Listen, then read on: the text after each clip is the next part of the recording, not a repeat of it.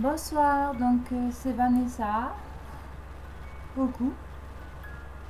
Voilà, donc aujourd'hui c'est ce soir. Là il est 23 h et nous sommes déjà le 1er décembre 2016. Qu'est-ce que tu fais, Eve? Viens là, ma belle, viens, viens, allez.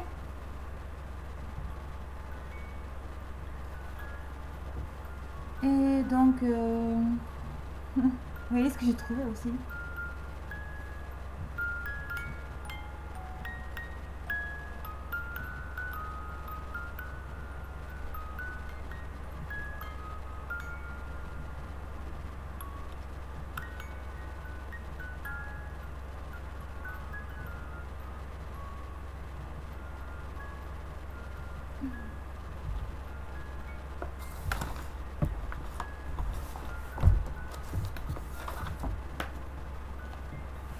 Il est joli, non? I love the dog.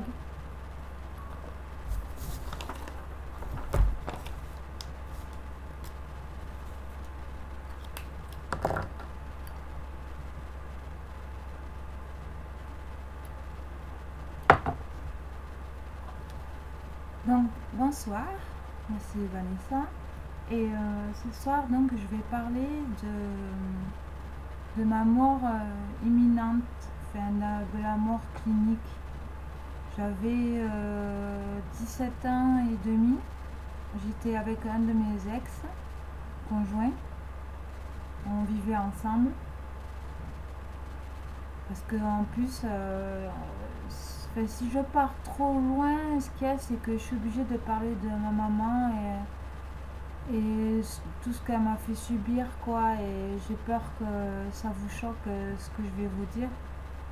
Donc pour l'instant, je pense que je vais vous parler en essayant d'être le plus clair possible.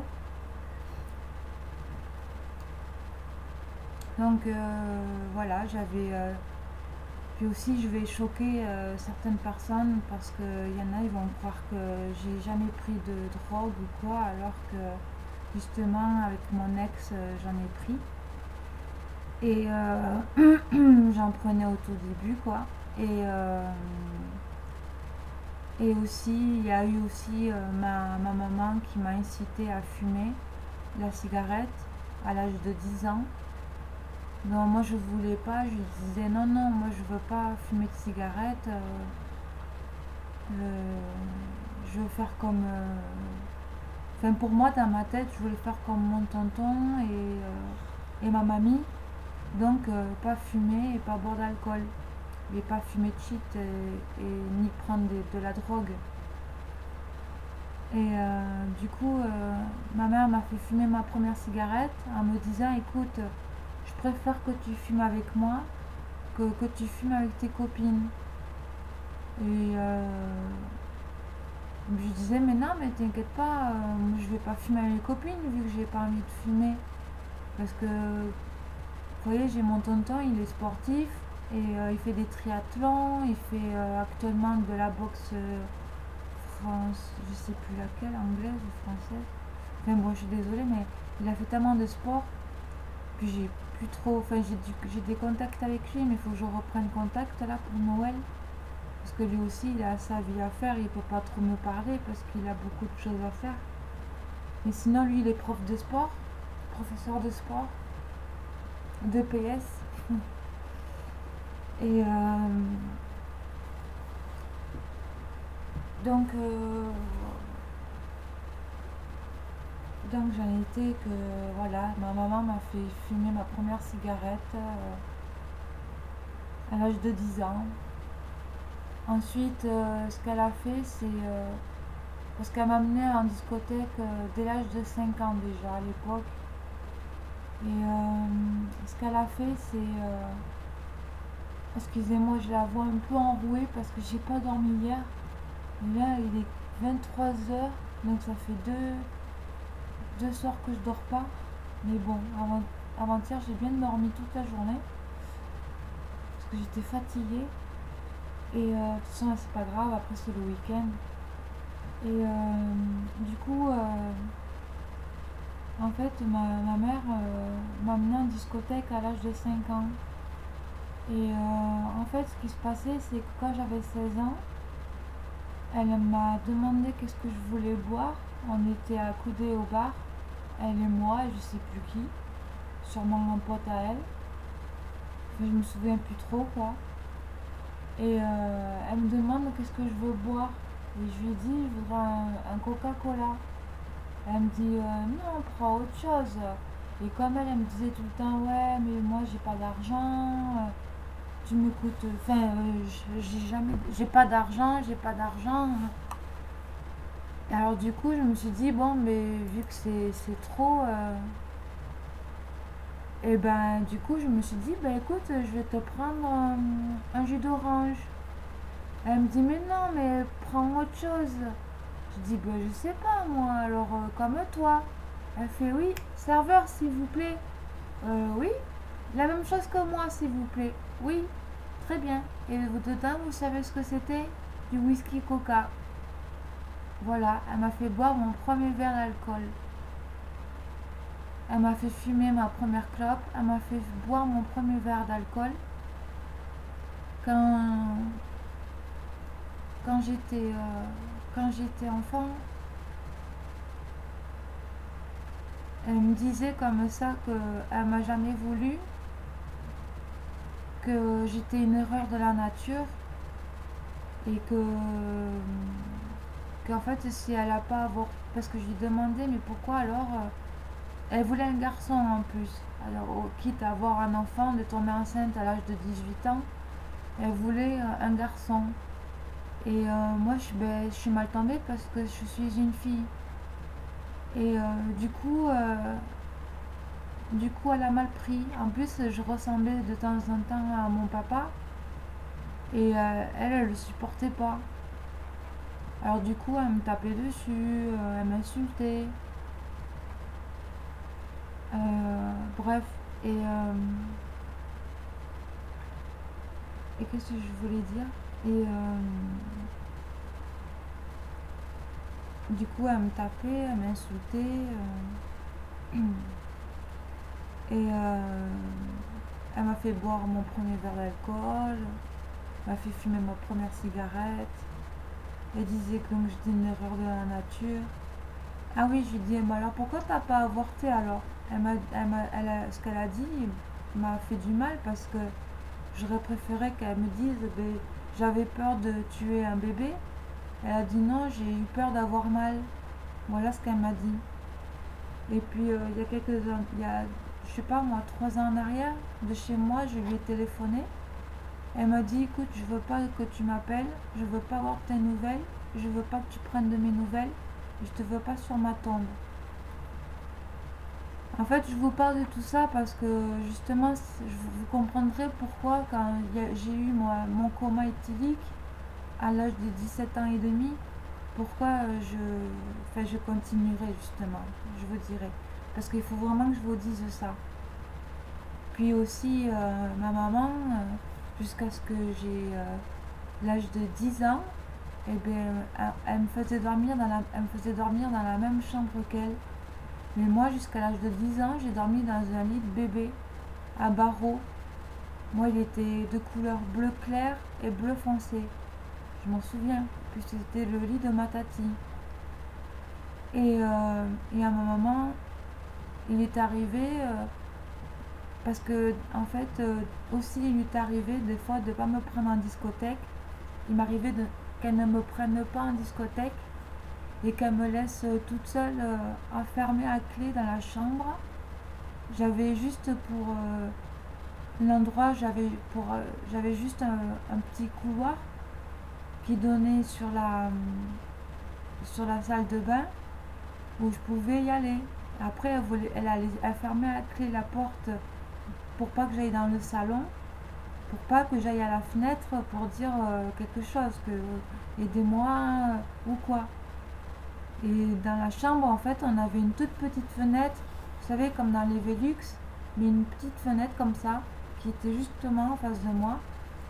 Et des fois, même, à force de le regarder, j'avais l'impression de voir des visages qui commençaient à apparaître enfin des dessins, quoi, qui apparaissaient sur les murs, sur le mur.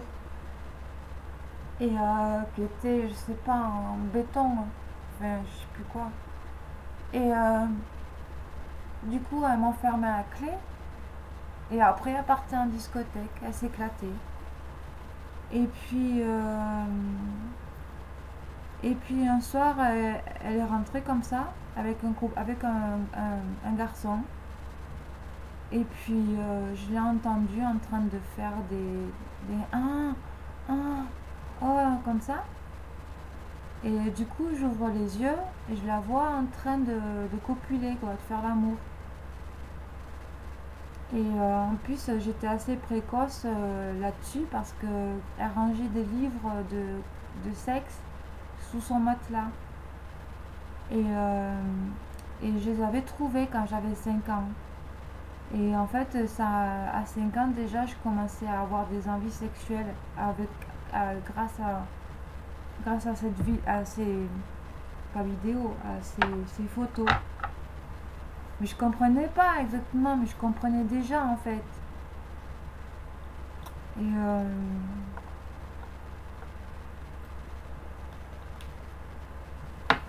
pardon, excusez-moi, je vais me chercher de l'eau. Excusez-moi, j'ai pas dormi hier. Je sais pas si je viens de vous le dire.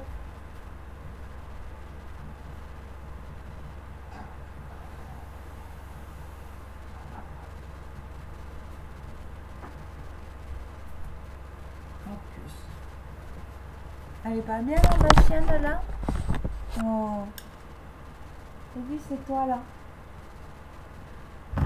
Donc, ma mère, elle a copulé devant moi. Et d'ailleurs, un soir, elle n'était pas sortie en discothèque. Et heureusement, parce que sinon, l'appartement. Enfin, en fait, j'aurais pris feu avec mes voisins.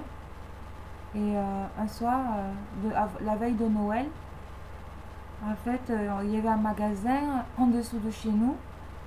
Et même, il y avait des bouteilles de gaz et tout. Des bouteilles de gaz et tout, pardon. Des articles aussi pour les mariages, tout ça, quoi. Des jouets pour enfants. Et, euh, et heureusement que ce soir, elle était là parce qu'elle a senti son lit bouger et entendre le chien aboyer bizarrement, qui n'était pas à elle, hein. C'était un chien qui gardait, il y avait un restaurant à côté et le chien il gardait le restaurant la nuit. Et donc ce chien il a aboyé et tout. Et elle, ça l'a réveillée. Elle est partie à la fenêtre et tout. Et puis elle a vu que voilà, il y avait le feu en bas. Donc elle m'a réveillée, elle m'a mis un gant un gant humide. Elle m'a dit tu le mets comme ça là sur le visage et tu vas voir Mireille, notre voisine, que j'adorais d'ailleurs comme femme. Et, et ensuite, donc les pompiers sont venus. Personnellement, j'ai eu peur de descendre à l'échelle. Et j'avais quand même 10 ans, quoi. Même pas, j'avais quoi, pardon? J'avais 6 ans par là. Et, et j'avais peur. Alors du coup, le pompier me dit, bah, écoute, il y a une solution. Soit tu montes sur mes épaules. Et en haut, tu n'auras pas trop de fumée. Et sinon, il va falloir que tu rampes les escaliers. J'ai fait, ben, est-ce que je peux monter sur vos épaules? Il m'a dit oui. Donc voilà, tout le monde est sorti. Après, j'ai dit, oh mon chat. Et puis il m'a dit, pardon, le pompier. J'ai dit, oui, j'ai mon chat, il est bloqué là-haut. Alors il est allé le chercher. Il m'a dit qu'il avait fait du bouche à bouche. Enfin, pour le réanimer, quoi, le chat. Et puis il me l'a donné. Alors j'étais contente. Puis le soir même, après, j'ai dormi chez mes grands-parents. Et ma mère, elle est remontée dormir chez elle. Moi, je pouvais pas, hein. Franchement, tout était noir, ça sentait mauvais le brûlé. Ça m'a fait super peur. Et bon, bref, il nous est arrivé ça. Mais heureusement qu'elle était là cette fois-ci. Mais sinon, elle partait tout le temps en discothèque. À la place de me laisser chez mes grands-parents, en fait, elle avait honte, elle me l'a dit. Elle avait honte de sortir en discothèque, et alors que c'était normal. Elle m'a eu à 18 ans. Voilà, c'est normal de vouloir sortir en discothèque. Moi aussi, je suis sortie en discothèque. Voilà quoi, enfin, c'est fait normal. C'est pas question d'être normal. C'est enfin de voilà, vouloir faire la fête un petit peu quand on est jeune. Bon, voilà. Enfin, c'est son choix quoi. Mais elle aurait dû me laisser chez mes grands-parents. Mais elle voulait pas parce qu'elle disait moi je suis maman et c'est pas eux tes parents. Et ensuite, donc, en fait, le feu il provenait d'une guirlande qui avait trop brûlé, qui était trop proche d'une ampoule, et ça a fini par brûler. Et c'est de là que ça a déclenché le feu, quoi. Alors faites attention aux guirlandes, ne les mettez pas près d'une ampoule, quoi. Enfin, enfin, ouais, des ampoules à je sais pas combien de watts, quoi. Enfin, en tout cas, c'est ce qu'ils nous ont dit, hein, que ça s'est passé comme ça.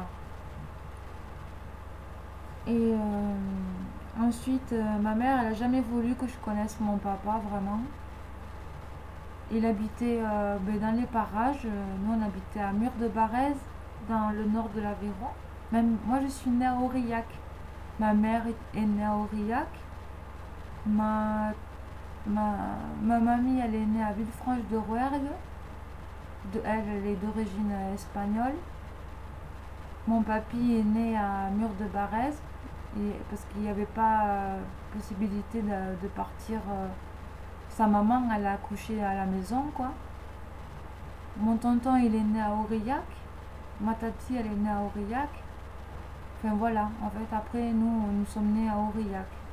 Mais bon, on n'a pas vécu là-bas. On a vécu à Mur-de-Barrez. Et en fait, avec ma mère, on habitait en centre-ville, là-haut. Et puis mes grands-parents, il fallait descendre une grande pente. Un petit village de 800 habitants avec une grande maison de retraite. Et donc, voilà. Et ma mère, quand j'avais 10 ans, quand tout allait mieux, quand elle avait trouvé son nouveau petit copain qui s'appelle Laurent, et ben, grâce à lui, j'ai réussi à avoir une chambre à moi, à dormir dans un vrai lit, pas dans un lit de bébé avec des barreaux. Et je leur ai laissé la chambre, c'est logique, parce qu'en fait, moi j'avais un salon, et on le fermait qu'avec un rideau. Et du coup, je dis, bah écoutez, franchement, vu que vous êtes en couple, parce que déjà, comme je sais déjà que ma mère, c'était de faire l'amour, et ben je me suis dit, ben, pour qu'il soit plus tranquille en amoureux, et ben je préfère leur laisser la chambre. Parce qu'au départ, ils voulaient me la laisser à moi. Je dis, non, non, non, moi je suis bien là, je vais dans le salon. Mais on avait 2 salons. Et donc, j'avais ma super chambre, j'étais super contente et tout. Puis à l'âge de 10 ans, ma mère, elle me tend une cigarette, et je crois que c'était une menthol en plus. Et elle me dit, tiens, je préfère que tu fumes devant moi que plutôt qu'avec tes copines. Et moi, je voulais faire comme mon oncle et mon papy, mon oncle et ma mamie, qui ne fumaient pas et qui buvaient pas d'alcool, et qui se droguaient pas. Et je dis non, non, à ma mère, non, je refuse, j'ai pas envie de fumer. Elle me dit si, si, j'y tiens, parce que je préfère que tu fumes devant moi, plutôt vraiment qu'avec tes copines. Je fais, mais ouais, mais non. Elle me dit si, si. Alors au bout d'un moment, ben, je l'ai prise. Au bout d'un moment, ben, j'ai fumé avec elle. Chose que j'aurais pas dû commencer. Ensuite, Ma mère, donc, je vous ai expliqué aussi, que je me rappelle plus, qu'elle m'a amené en discothèque à l'âge de 5 ans, à l'époque. Bon, bref. Après, donc, à l'âge de 16 ans, ma mère, enfin, dans les environs, hein, peut-être que j'avais 15 ans, je sais plus. Ou peut-être moins, je sais plus. Ce que je me souviens, c'est qu'on était dans une discothèque avec ma mère et je sais plus qui. On aurait dit que j'étais défoncée, ça se trouve, elle me donnait des. Parce que des fois, elle me donnait de l'exomil aussi pour aller à l'école. Des choses comme ça. Du Lexomil. C'est dangereux, même là, vous voyez, c'est respecter les doses prescrites. Enfin, voilà quoi, elle me donnait ça. Donc j'en prends maintenant aussi.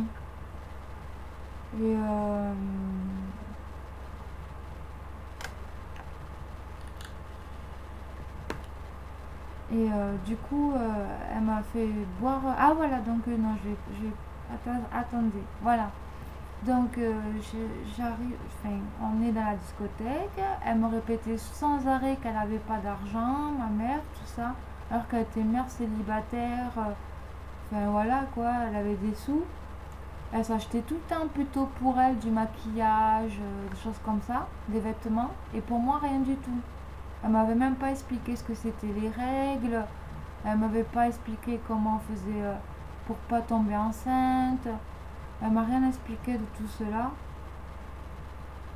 Quand j'ai eu les règles, je dis maman, qu'est-ce qui se passe? Elle me dit ah, je suis contente, ça y est, je suis contente. Mais t'es contente de quoi? Et je comprenais pas. Elle me dit mais je suis contente. Alors elle m'aurait pu me dire mais je suis contente que tu sois une femme maintenant. Enfin, elle aurait pu m'expliquer. Elle m'a rien expliqué du tout.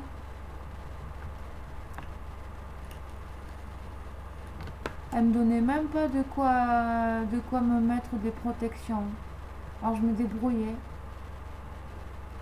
Et ma mère, en fait, pour tout vous dire, elle voulait un garçon. Elle m'a eu à 18 ans. Et elle m'a toujours dénigré. Elle m'a dit, je t'ai jamais voulu, t'es une erreur de la nature. Après, je dis, mais alors pourquoi t'as pas avorté? Elle m'a dit, vous savez, au lieu de dire, j'ai eu peur de tuer un bébé, elle m'a dit, j'ai eu peur d'avoir mal.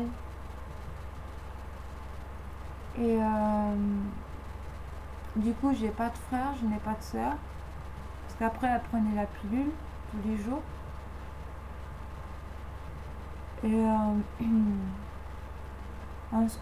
aussi, elle m'aidait pas à faire les devoirs. Elle m'aidait pas à me lever le matin aussi quand j'étais enfant, avant d'habiter avec Laurent.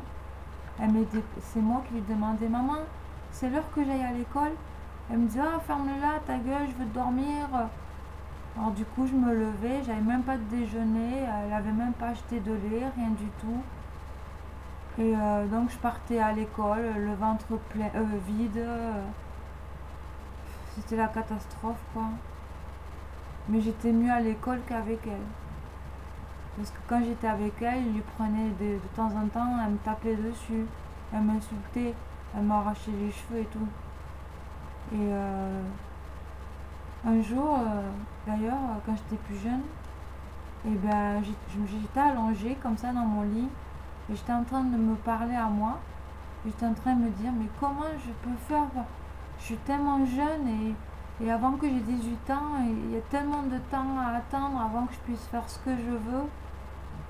Et quelqu'un m'a dit dans ma tête, mais écoute, t'as qu'à faire comme si t'étais dans un coma. J'ai dit, c'est quoi un coma? Il m'a dit, c'est comme quand les gens ils dorment dans l'hôpital et après ils se réveillent. Ah, donc je me suis mise dans une sorte de coma artificiel, je sais pas comment on dit.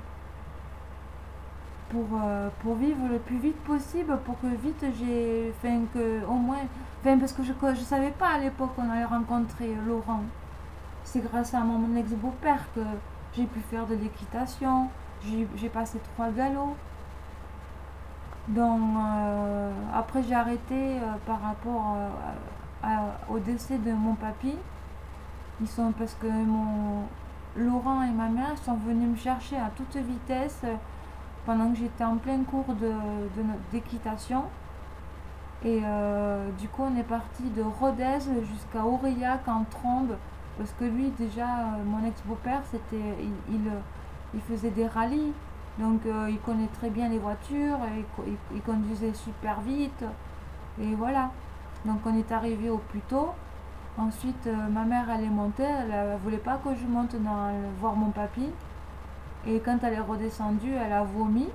Enfin, j'ai vu ça par la fenêtre, quoi. Et après, elle est venue. Et puis, elle m'a rien dit. J'ai compris que... Parce qu'elle pleurait, donc j'ai compris que mon papy était mort. Et puis après, avec Laurent et ma mère, on est parti chez ma mamie. Et c'est là que ma mamie m'a expliqué. Elle m'a dit, voilà, papy est décédé. Je dis, ah d'accord. Après, moi, quand nous, on est rentré à Rodez, dans ma chambre, j'ai regardé l'étoile qui brillait le plus. Et j'ai dit, papy, c'est toi là-haut, je te mets sur l'étoile qui brille la plus, parce que tu le mérites, tu le mérites. Parce qu'il avait construit sa maison pour sa famille. Son père aussi, il était ouvrier, enfin, mon grand-père, il était maçon patron. Et son père aussi, il travaillait en tant que maçon. Et son père, il n'aimait pas ma mamie parce qu'elle était espagnole. Bon, bref. Je vais pas trop rentrer dans les détails. Mais en fait, tout ça, en fait, c'est pour vous expliquer que j'ai eu des hauts, j'ai eu des bas. Et en fait, j'ai rencontré donc à un moment donné José. Il est portugais espagnol, quoi, enfin, de Galice. C'était mon premier concubin, quoi, avec qui j'ai vécu. J'ai dû arrêter le lycée parce qu'il me disait qu'il fallait que je travaille pour avoir de l'argent. Donc je faisais des formations rémunérées. Et ensuite, parce que ma mère m'a mise à la porte quand j'avais 17 ans et demi. Elle m'a dit, maintenant tu prends tes affaires, tu t'en vas. Et j'avais pris juste un petit sac et c'est tout ce que j'ai. J'ai même pas de photos de moi de quand j'étais petite. J'ai rien du tout. J'ai plus de souvenirs, j'ai plus rien du tout. Et elle veut pas que je revienne à la maison. Et elle voulait pas que je connaisse mon père. Elle disait que mon père c'était un connard. Puis moi dans ma tête je me disais non mais toi tu me dis que mon père c'est un connard mais toi tu me tapes dessus et tout donc c'est qui que... Enfin je voulais pas critiquer ma mère dans ma tête. Mais bon vous comprenez. Et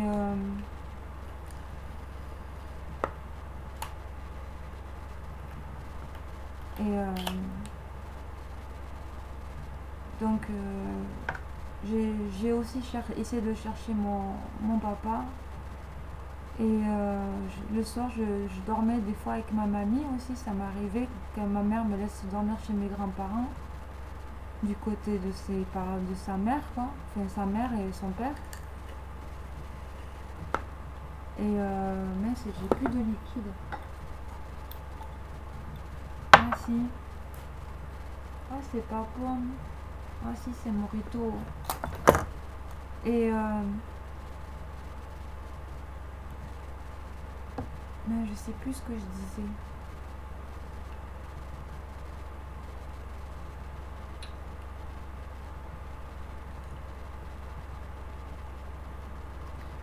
Donc voilà,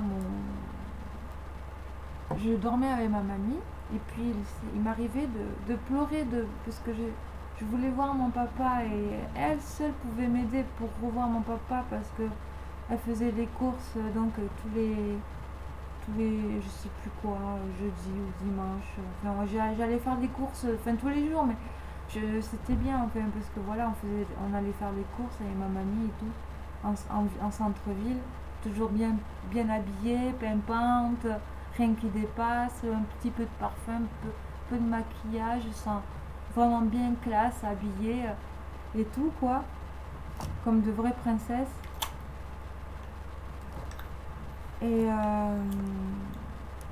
Et du coup, un jour, elle me dit, Vanessa, ça y est, tu peux le rencontrer, ton papa. J'ai discuté avec lui, il est d'accord. Et elle me dit, tu vois, il t'attend là-bas, il m'attendait devant les livres, enfin les magazines, dans un bureau de tabac. Et ça fait déjà 30 minutes que je parle, parce que ma durée de vidéo a fait que 1 heure. Et bon, de toute façon, j'en ferai une deuxième. Et du coup, ben, je suis allée le voir, ben, toute gênée. Je fais, ben voilà, on n'a pas trop discuté, on était gênés l'un et l'autre. Puis pour moi, je me disais, on se ressemble pas, il a les yeux bleus, il est blanc, voilà quoi. Et je trouvais pas de ressemblance avec moi déjà, donc ça me faisait bizarre.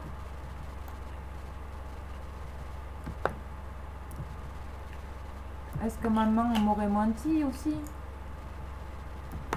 Et justement, le moment où mon papy est décédé, ma mamie, enfin quelques années plus tard, hein, je parle, et bien, enfin 2 ans après, à peu près, j'avais 12 ans à peu près quand mon père et moi on s'est rencontrés. Et du coup, après, mon papa, il a demandé à ce que on fasse un test de paternité. Mais moi je me disais, mais comment je vais faire? Je peux pas couper un cheveu à ma mère et ma mère elle sera pas d'accord pour faire un test de paternité quoi. Alors du coup ben, j'ai dû lui dire ben non je veux pas. Alors que je voulais, mais je pouvais pas parce que si j'allais lui couper un cheveu à ma mère, elle m'aurait tué, vraiment, vraiment tué. Et parce que elle adore ses cheveux, elle voulait même pas que je les touche, même pas pour lui brosser les cheveux, comme quand on est enfant, qu'on aime brosser les cheveux de sa maman. Enfin, normalement, une petite fille, c'est ça qu'elle aime bien faire. Et en plus, elle avait de longs cheveux, comme moi d'ailleurs, je laisse pousser maintenant pour les avoir longs, longs, longs. J'arrête de les couper, c'est pas bien de les couper. Et en plus, pour Dieu, justement, c'est la chevelure qui, enfin, je sais plus comment, bon bref. Et du coup, ben, je m'en suis voulu parce que du coup, maintenant, comme il s'appelle Delmas et Didier, ben, il y en a 50 000.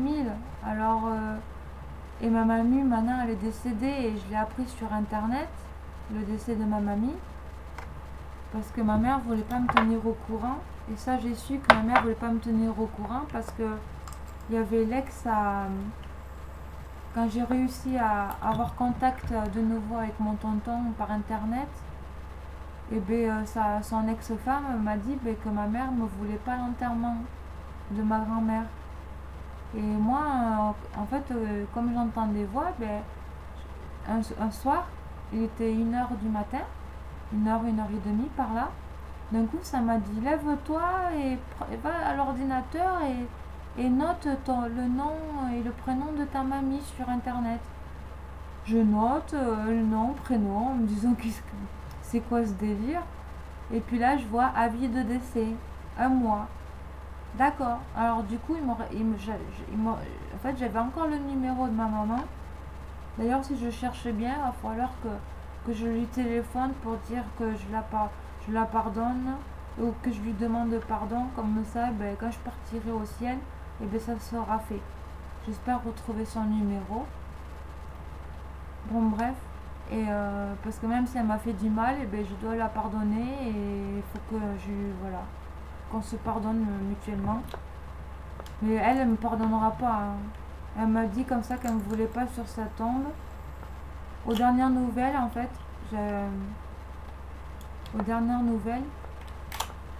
il y a, je sais pas moi, 4 ans de ça, je lui téléphone, elle me dit écoute, je veux pas que tu prennes de mes nouvelles, je veux pas que tu me donnes de tes nouvelles et je te veux pas sur ma tombe.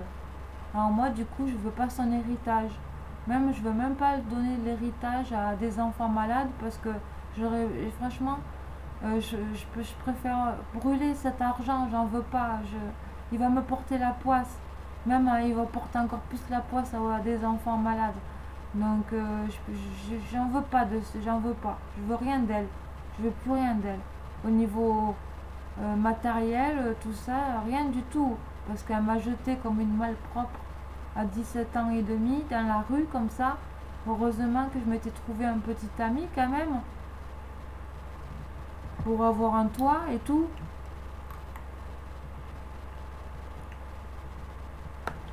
Je ne parle pas en me plaignant, c'est juste que je suis fatiguée un tout petit peu. J'ai pas dormi, ça fait depuis hier soir, j'ai pas dormi. Donc voilà. Et ensuite, en fait, tout ça, voilà, je vous ai expliqué tout ça parce que normalement, donc, je ne bois pas d'alcool. Après, quand j'ai rencontré ce petit ami José, et bien avec lui, ben, il m'a fait goûter de la drogue. Alors, c'était des tripes, ecstasy, shit, enfin marijuana quoi, cocaïne, un tout petit peu. Bon, voilà. Et je parle de tout ça parce que ben, tous ces mélanges-là, ben, ça m'a fait faire un coma éthylique un jour, un soir. La veille, on avait pris un ecstasy. Je fêtais comme quoi j'avais trouvé du travail. Et José, il m'a amené 200 tequila. À l'époque, on en a eu pour 200 francs. Parce que c'était pas encore un euro. Donc il m'a apporté 200 tequila. Donc j'étais défoncée avec l'ecstasy, enfin les extasies, plus l'alcool, plus la nervosité parce que lui il m'énervait des fois aussi. Et après son pote il est arrivé au bar, il s'est assis à côté de moi, on a discuté tous les deux parce que en fait à l'époque moi j'étais tombée avant de rencontrer José. J'avais des sentiments un peu pour Jérôme. Et du coup, cette soirée-là, je lui ai tout déballé. Et après, il paraît que je lui ai piqué ces verres de whisky coca. Alors du coup, j'ai fait un mélange whisky coca, ecstasy, plus 200 tequila. Ensuite, José il m'a expliqué qu'il m'a fait tomber sur la tête en voulant m'amener voir les pompiers. Alors du coup, ben, on m'a fait une radio de la tête. Et je suis restée 3 heures dans le coma éthylique. Alors du coup, voilà pourquoi je vous expliquais ma vie de tout à l'heure, avec ma mère et tout ça. Et encore, j'ai pas fini de raconter sur ma mère, mais j'ai pas envie de tout. Enfin voilà, vous en savez trop maintenant. Mais ce que je veux en revenir, c'est, voilà, en fait, il m'est arrivé que j'ai fait un coma éthylique avec 3 grammes d'alcool dans le sang. Donc j'ai failli mourir à l'âge de 17 ans et demi. Et donc, je voulais dire qu'en fait, c'est vrai ce que les gens qui ont fait la même expérience, inconsciemment, la mort imminente, et ben, c'est pour ça que je témoigne aujourd'hui. Parce qu'avant, je n'osais pas témoigner parce que j'avais peur qu'on me prenne pour une dingo. Mais maintenant, j'ai trop entendu de gens qui en ont parlé pour vraiment dire que c'est vraiment la réalité. Que là-haut, et ben c'était vraiment, quand j'y étais, je voulais même plus revenir sur terre parce que ma maman, elle était méchante avec moi. À l'école, ça marchait pas, donc je me disais que j'aurais jamais de mari. Parce que lui, j'en pouvais plus, il était méchant avec moi aussi, mon ex-conjoint, José. Il me tapait pas, mais il était méchant, quoi. Et enfin, en tout cas, il faisait rien pour m'aider. Enfin, il faisait pas grand-chose, quoi. Il vivait suivant là où j'allais, quoi. Même quand on dormait à la rue, À Toulouse, à un moment donné, c'est moi qui ai pris tous les devants, qui ai ouvert des portes pour se rentrer dans le... Quand on avait froid, pour rentrer dans une cage d'escalier. Enfin, vous voyez le topo, quoi. C'était comme un boulet, en fait. C'est pour ça que j'en avais marre de lui. Qu'est-ce qu'il a, le truc?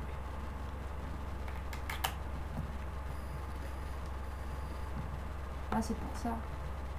Et du coup, j'ai fait donc ce coma éthylique.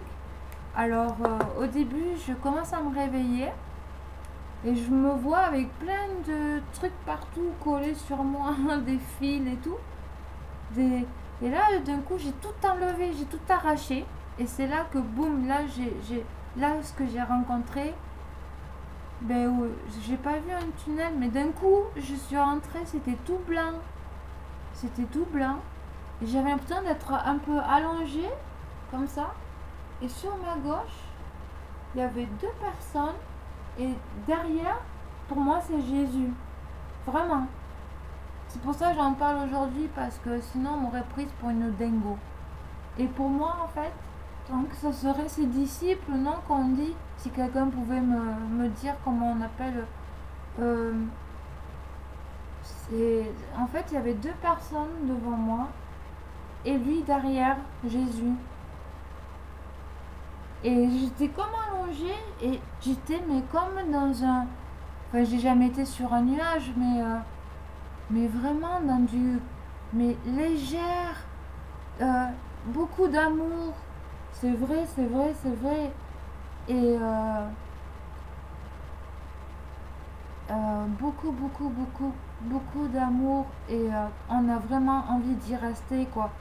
Moi, j'ai pas connu l'enfer. Alors, c'est vrai que maintenant, rien que d'avoir connu ceci, et bien des fois, j'ai un peu peur de la mort. Parce que comme j'ai pris de l'âge et que j'ai fait des bêtises, que j'ai péché beaucoup, et bien j'ai peur moi maintenant de finir en enfer, parce que j'ai vu le paradis vraiment. Il m'a pas fait rentrer dans le jugement, sinon je ne serais pas là. Mais j'ai eu la première porte. Et du coup, des fois, c'est vrai, j'ai un peu peur. J'ai pas peur de la mort, mais j'ai peur de finir dans les flammes. On sait jamais, vu que j'ai péché, j'ai comme beaucoup, enfin, je pense. Et d'ailleurs, je demande pardon de tout mon cœur à Dieu, et puis aussi de l'avoir blasphémé à un moment donné, parce que je me disais c'est pas normal et tout ce qui m'arrive et tout. Et je calculais pas à l'époque, quand j'étais plus jeune, qu'il y avait un diable à côté. Et puis j'ai ma mamie qui me faisait tirer les cartes et tout ça, ma mère qui fait des runes, enfin ma mère qui fait le pendule. Et je me demande si ma mère m'a pas possédée aussi. Vraiment, avec, je sais pas, une poupée vaudou, il m'arrive toujours une bricole, un problème. J'arrive pas à... J'ai toutes les cartes en main pour réussir. Et à chaque fois, paf, il y a quelque chose qui va pas. En amour, pareil. Quand je suis amoureuse de vraiment comme là, j'ai été super triste que mon ex, juste là, celui que j'ai eu là, au mois d'août, de mes 16, bah, ça me fait vraiment mal au cœur qu'il m'ait quitté comme ça. Parce que justement, il boit pas, il fume pas. Je le trouve beau, je le trouve intelligent, je le trouve sérieux quand même. Après, j'aimerais qu'il soit plus doux, un peu plus doux avec moi, un peu plus tendre. Enfin, je souhaiterais. Enfin, de toute façon, c'est fini entre nous, et pendant 3 semaines, j'ai été super malade. Je pensais pas que j'allais remonter la pente. Il me parlait plus. Ça m'a fait super mal. Et bref, je vais raconter l'histoire du passage. Alors là-haut, ils m'ont demandé si je voulais vivre ou mourir. Je dis, bah écoutez, à l'école ça se passe pas bien, du coup j'aurai jamais de mari. Et puis j'ai ma maman, elle me tape dessus, elle est méchante avec moi, elle veut pas que je voie mon père. Ma vie, elle est foutue. Parce que je pensais pas, moi, qu'il existait au pire des cas le RSA et ou la hache. Moi, je savais pas que ça existait. Je me suis dit, voilà, si j'ai pas de diplôme, j'aurai jamais de travail. Comment je ferais? Je croyais que ma vie, elle était finie. Et alors je leur ai dit, tout ça. Et puis ils se sont concertés, ils sont revenus me voir en me disant, mais quand même, t'aimerais quoi Je dis, ben oui, si, oui. Ils m'ont mis sur la piste d'avoir éventuellement un enfant. Je dis, oui, oui, oui, moi je veux bien, oui, je veux des enfants, oui, je veux un mari, enfin, je souhaite un mari, je souhaite des enfants, je souhaite, oui, oui, oui, oui, j'aime la vie, j'aime la vie. Mais je veux mourir. Et là, ils me disent, mais pourquoi tu veux mourir? Je dis, parce que je veux rejoindre mon papy. Et là, et puis ils m'ont remis sur terre. Et là, je l'ai de nouveau blasphémé, Jésus. J'ai dit, et ses amis, ces deux personnes qui étaient en face de lui, qui me regardaient. J'étais très en colère. Je dis, mais pourquoi? Pourquoi vous m'avez remis sur terre? Et maintenant, je comprends pourquoi ils m'ont remis sur terre. Parce que j'ai fait des choses. J'ai des choses à faire. Et puis j'ai fait une jolie fille. Normalement, j'ai 4 enfants. Le premier, il est mort par extra-utérine. Il était hors de l'utérus. Comment on dit utérus? Bon, il pouvait pas naître, quoi. Il pouvait pas vivre. Et ça, c'était avec José. Et au final, Dieu a fait les bonnes choses parce que je pouvais pas rester avec ce gars-là. Parce qu'il était pas bien, quoi. Ensuite, j'étais avec le papa de ma fille. De ma fille Lana. Que j'appelais Lana. Et j'ai fait une fausse couche avant elle. Et de suite après, je l'ai eu. Ensuite, son père, il m'a trompé, il m'a viré, il m'a tapé. Il m'a mise à la porte un 12 décembre 2004. Pendant qu'on était en train de faire le sapin de Noël. Le premier sapin de Noël de ma fille, de Lana. Il buvait beaucoup, alors c'était un alcoolique. Il me tapait dessus. J'avais tout le temps des nions. Sa mère, elle disait rien. Tout le monde trouvait ça normal. Et je pouvais pas le quitter. J'étais sur île d'Oléron. Et puis je voulais pas le quitter parce que je me suis dit, c'est pas possible. Je peux pas faire comme ma mère. Et ma mère m'a souhaité tout le mal qui m'est arrivé, justement. C'est pour ça que je me demande si elle m'a pas possédé. Et mince, qu'est-ce que je voulais dire?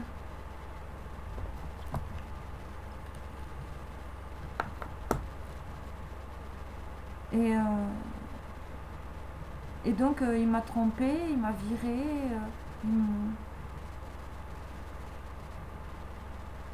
Il m'a pas laissé voir ma fille. Là, j'ai réussi. Ah oui, donc j'ai réussi à retrouver ma fille grâce à Internet. Mais du coup, son père, maintenant, il est au courant, malheureusement. Et du coup, j'ai plus de nouvelles de ma fille parce que elle m'a dit, je préférerais qu'on se voie quand j'aurai 18 ans, quoi. Bref, et je peux pas trop parler sur Internet. Et elle me manque beaucoup, elle me ressemble physiquement. Je lui ai demandé de ne pas couper ses cheveux pour qu'on ait les cheveux plus longs, mais là, elle les a coupés ici. Je suis dégoûtée. Comme ça, on aurait eu les cheveux longs en même temps. Et moi, il est hors de question que je les recoupe. Et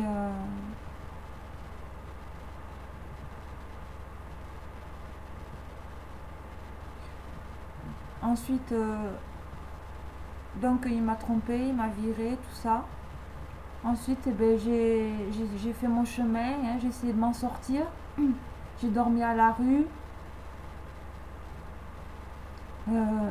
J'ai dormi en foyer, dans des foyers bizarres, dans des foyers bien, dans des foyers complètement nuls, comme ici, là où je suis, dans la ville, où c'était crade et tout. Du coup, j'ai même dormi dans un garage pour pouvoir m'en sortir. C'est de là que j'ai mon appartement. C'est pour ça que je fais rentrer personne chez moi. Parce que ici, c'est mon cocon et on m'a tellement escroqué que maintenant, je peux plus me permettre de me laisser faire. Moi, j'ai besoin d'amour j'ai besoin d'amour comme tout le monde. J'ai besoin de tendresse. J'ai besoin de rigoler, d'apprendre du vocabulaire. À un moment donné, j'étais avec des étrangers. Je suis sortie avec un Espagnol dont je suis tombée enceinte. Après, quoi, ça a été vite fait. Hein. Et malheureusement, ben, j'arrivais pas à le retrouver parce qu'on était à Irun et moi j'étais à Pau et j'arrivais plus à retrouver le papa. Et du coup, je me suis dit, j'ai demandé conseil à l'accueil, à la dame. Je dis, écoutez, voilà, je vis en foyer, mais j'ai pas d'argent, j'ai rien. Et j'arrive pas à retrouver son père. Est-ce que vous pensez que c'est mieux que j'avorte? Elle me dit oui. Du coup, ben, j'ai avorté et je m'en veux terriblement. Je m'en veux et dans ma tête, il me dit non. J'ai l'impression que c'est un garçon. Que je l'aurais appelé Pablo. J'ai l'impression que c'est un garçon et qui me dit mais non, je suis bien là-haut avec Dieu. Je vous dis ça de ce que j'entends dans ma tête. Hein. Il me dit t'inquiète pas maman, je suis bien là où je suis. Je dis bon ben tant mieux. Mais je sais pas si c'est un garçon ou une fille. Comme celui qui est les deux autres. En fait j'ai fait trois fausses couches quoi. Enfin j'ai fait un avortement, 2 fausses couches et ma fille qui est née. Et la seule fille qui est en vie, son père lui a fait croire que j'étais morte d'un accident de voiture, elle m'a dit. Et moi à l'époque il m'a fait croire qu'elle était morte. Alors je m'étais remise dans l'alcool, j'ai fini en psychiatrie pour me reposer. Pour me reposer parce que j'étais très fatiguée psychologiquement. Voilà. Bon, je vais m'arrêter là pour cette vidéo. C'était pour vous dire que voilà, j'ai rencontré Jésus grâce à ce coma éthylique. Et c'est vrai que je suis très sensible depuis. J'aime les gens. Je pleure quand je vois des gens qui torturent des animaux ou comme ça qui les torturent, c'est vrai, ça me fait pleurer. C'est pas moi qui pleure, pas ma tête, c'est le cœur. J'ai des larmes qui montent carrément et ça sort, ça pleure, ça pleure. D'ailleurs, je voudrais m'excuser pour mon ex d'avoir pleuré quand j'étais avec lui parce que ça m'a fait remuer pas mal de choses et quand je l'ai rencontré et j'en suis désolée mon ex, je vais te reconnaître, tu sais celui du mois d'août 2016, fin août. Et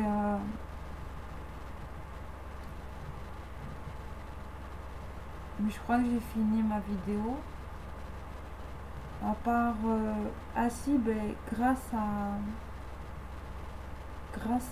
aux vidéos de Morgan Priest, ben, je sais plus en fait comment je suis tombée sur une de ces vidéos.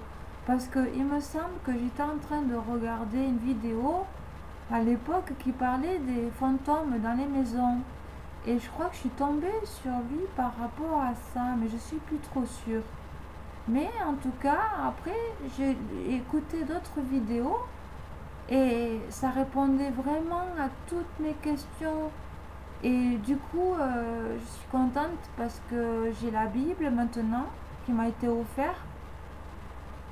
J'ai aussi ces deux livres aussi. Un de Jésus-Christ du satanisme à Jésus-Christ.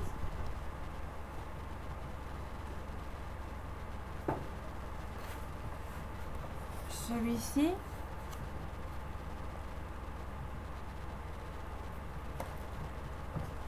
Et l'autre...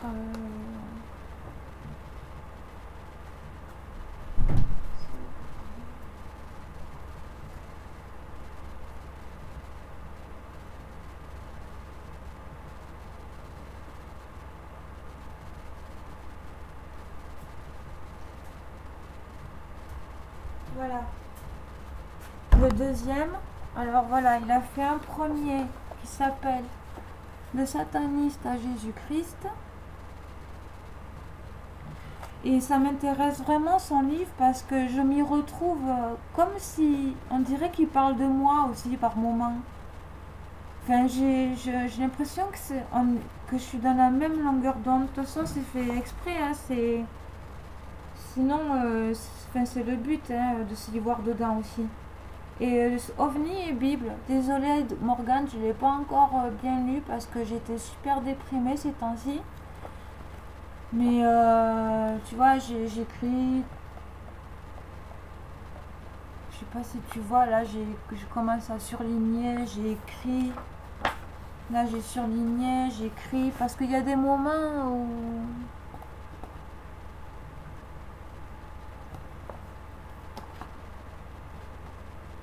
Mais c'est très passionnant pour moi, vraiment. C'est vraiment tout ça, quoi. Et d'ailleurs, il me tarde de voir son troisième livre aussi.